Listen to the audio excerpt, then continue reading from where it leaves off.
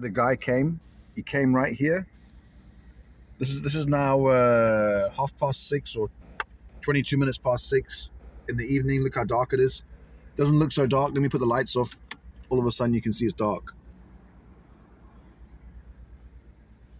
Okay, maybe it's not as dark. The camera makes it look darker than it is, but so I was basically here. And then the guy was at the window here. He was at the window. Maybe he'll come back tonight. And I was in the back there. I was in the back sleeping. I don't know if you can see in there or not. I was in the back sleeping. Duvet there. And then the guy came over there, tapping on the window. And there's like grass there or something. Yeah, so, I mean, my lights were off. And he was there. And it was a little bit spooky, you know what I mean? This is only 6:30 at night. Imagine how dark it is at 12 o'clock at night.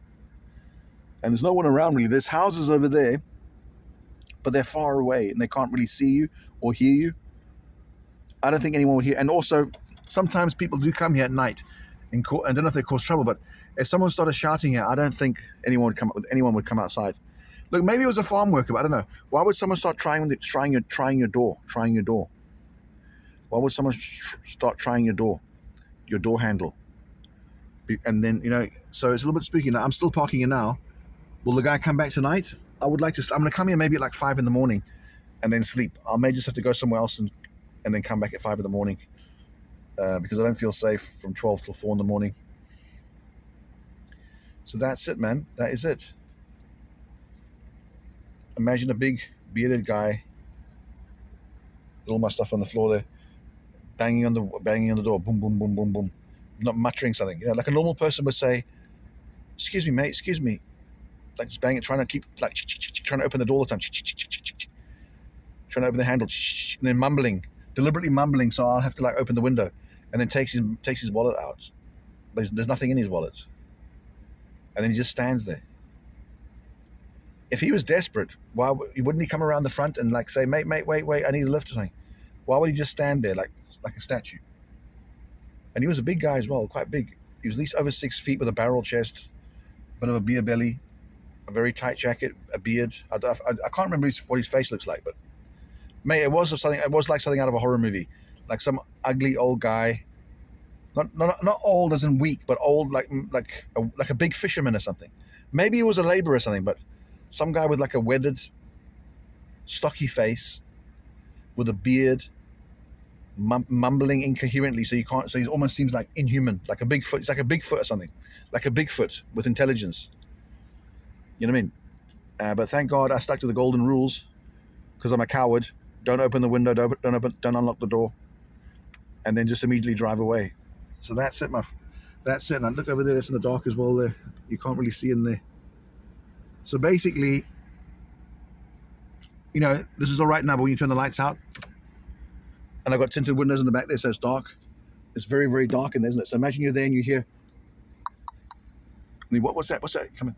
Then and all the time he's talking like that, mumbling. He's like trying the door handle. I can't make a noise like this. Trying to open the door handle all the time. Then he takes his wallet out. And he's distracting me.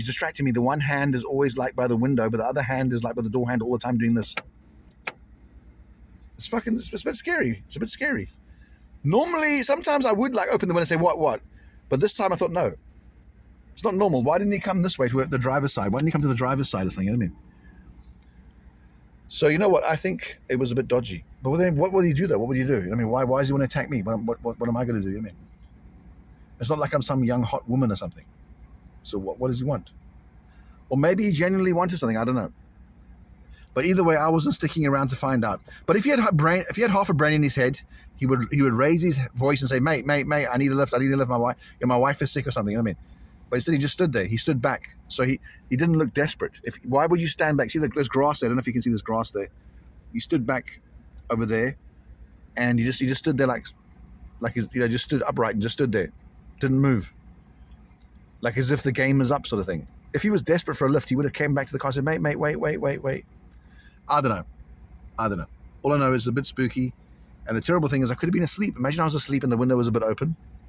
and then you could just put your fingers. Imagine the window was open, and you could just stick your fingers through here. You know what I mean? And then pull the window down maybe, because that guy looked quite strong. So yeah. So that's another update on the situation. And I got to sleep here tonight. I don't know if I'm going to sleep here tonight. And you know what? I was thinking about sleeping in the woods here. I was thinking about sleeping in the woods. And so you got like some big guy like this wandering around the canal at 12 o'clock at night. Imagine if I was in a tent by the woods, what would he have done if he saw me? Plus I snore quite loudly, but I wasn't asleep, so I wasn't snoring in the car. But I sleep. If I was in the woods, I'd be snoring and you could hear me. So there are some people out there that are up to no good. There's another guy, he was driving along here. I don't think he's a bad guy, but he was driving and he drives around in a souped up off-road motorbike with no lights, like he's disabled the lights sort of, or the lights hardly work. He drives around here. It's very, very noisy though. And the one time he came up to me when I was here like late at night, so I started to drive away because I got a bit scared, and he follows me on the motorbike down that side road. He goes, mate, your door's open. So he's that guy's like a bit of a nut about. I don't think he's a bad guy. But you know what? There's some bad guys out there. You know what I mean? When you go into the river, there's crocodiles. You know what I mean? When you go into the woods, there's bears. Mate, out there in the canal, in the wilderness, there's bad people. Or maybe the guy wasn't bad. Maybe he was just asking me, but he just seemed a bit weird. Why would you start trying the lock before you speak to me? Why'd you start talking to me and all the time you're trying the lock? And he mumbles. He's quite clever. It's clever because I think, oh, I can't hear what he's saying. Let me open the window, open the door. Oh wait, he's taking his wallet out. Let me open the window to see what it is. You know what I mean? I didn't do that. And then the minute I started to drive away, he just stood back and stood like a statue. If he was desperate, he would have like carried on like banging on the window, saying, "Mate, I need a lift." So that was sneaky, man. That was sneaky. And I'm not a tough guy. I'm a weak guy, but I'm 6'2". I'm 52 years old.